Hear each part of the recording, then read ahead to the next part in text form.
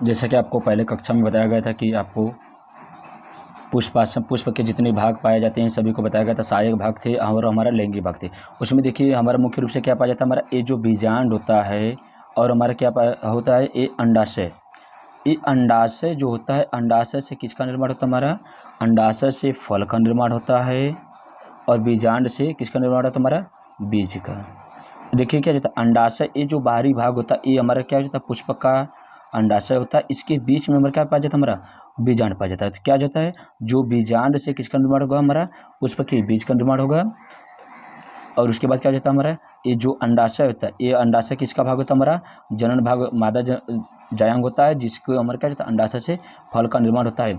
इस आधार पर हम देखते हैं आज किसके बारे में, फल के बारे में, क्योंकि आपके एग्जाम में क्या फल से क्वेश्चन बनते रहते हैं। जिसमें देखिए आपको इसमें है कि परिपक्व अंडाशय से किसका निर्माण होता है, हमारा फल का। इसके पहले क्या जाता है, अंडाशय से किसका निर्माण होता है, हमारा अंडाशय से किसका निर्माण होगा, हमारा फल का निर्माण होगा। और बीजांड से किसका निर्माण होगा, हमारा बीज का निर्माण होगा। अब आगे देखिए हम उसमें देखते हैं फल भित्ति। फल भित्ति क्या है, परिपक्व अंडाशय की भित्ति क्या कहते हैं, हमारा फल भित्ति कहलाती है। जैसे फल का बाहरी भाग देखा जाता है क्या तो थोड़ा कठोर होता है, वो हमारा क्या कहता है, फल भित्ति होती है। वही बोला गया कि परिपक्व अंडाशय की भित्ति क्या कहते हैं, हमारा फल भित्ति हो जाती है। जैसे ही अंडाशय में फल का निर्माण होना शुरू हो जाता है, उसकी पुष्प के जितने भी भाग, सहायक भाग होते हैं, वह कुछ लैंगिक भाग होते हैं, वो क्या करते हैं, हमारा परिपक्व होकर क्या होता है, वो नष्ट हो जाते हैं। जैसे देखा जाता है परिभ्रूण पोषण क्या होता है, बीज में बीजांडकाय का एक पतली परत के रूप में पाया जाता है, जिससे हम क्या कहते हैं, परिभ्रूण पोष कहा जाता है।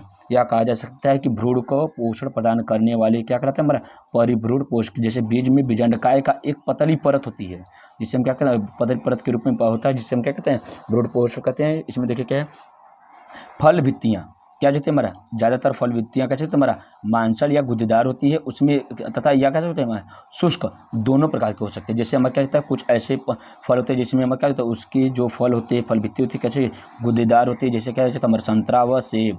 अब उसके बाद हमें देखा जाता है कि क्या शुष्क फल क्या जाता है, हमारा सरसों व मूँगफली। जैसे क्या जाता है, एक कठोर होते हैं, एक क्या जाता है, एक कठोर होते हैं। उसके बाद हमारा क्या जाता है, ये जो ये हमारा क्या जाता है, ये अंदर का ये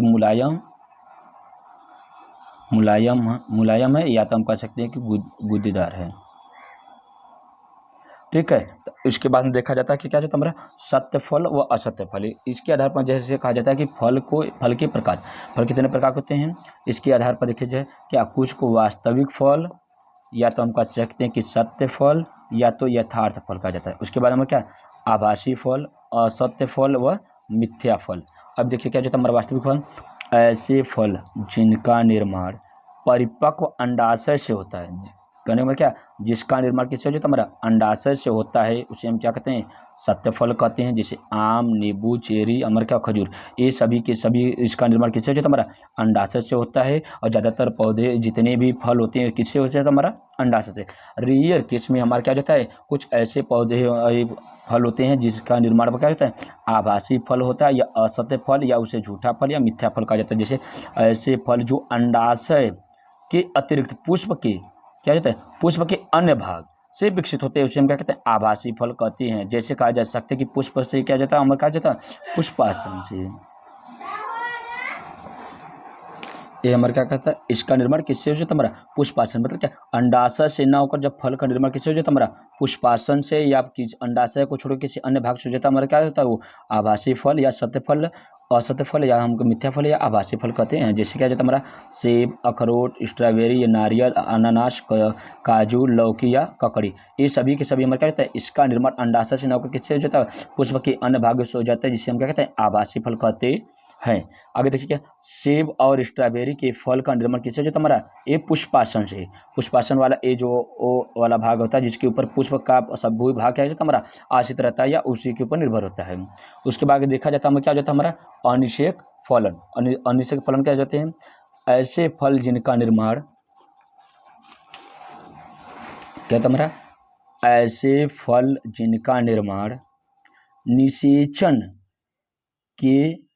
निषेचन के द्वारा होता है, उसे क्या कहते हैं, देखिए क्या, ऐसे फल जिनका निर्माण बिना निषेचन के होता है, उसे हम क्या कहते हैं, अनिषेक फल। जैसे क्या, निषेक मतलब क्या, निषेचन के द्वारा होता है। अब हमारा क्या होता है अनिषेचन, मतलब क्या बिना निषेचन के हमारा क्या करता अनिषेक फलन कहलाते हैं। कहा जा सकता है कि ऐसे फल जिसका निर्माण निषेचन से न होकर बिना निषेचन से होता है उसे हम क्या कहते हैं अनिषेक फलन कहते हैं। ऐसे फलों के निर्माण की प्रक्रिया को हम क्या कहते हैं अनिषेक फलन कहते हैं। अनिषेक फलन द्वारा उत्पन्न फलों में बीज नहीं पाए जाते हैं। जैसे हमारे क्या जाता है पपीता, अंगूर, केला, अनानास क्या जाता है कि उस समय प्रारंभिक अवस्था में क्या जाता है इसमें बीज नहीं पाया जाता, इसलिए कहा जाता है कि अनिषेक फलन द्वारा उत्पन्न फलों में बीज नहीं पाए जाते हैं। ये क्या जाता है यह प्राकृतिक एवं कृत्रिम दोनों सकते हैं, मतलब इसका परिपक्वन क्या जाता है प्राकृतिक रूप से तथा हमारे क्या जाता है कृत्रिम रूप से दोनों हो सकता है।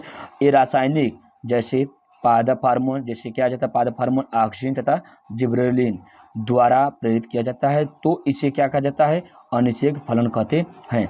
सिंपल सा है क्या कि ऐसे फल जिसका निर्माण बिना निषेचन के होता है उसे हम क्या कहते हैं अनिषेक फलन कहते हैं। इसमें केला हो गया, अनानास हो गया और अंगूर व पपीता हो गया। ठीक है।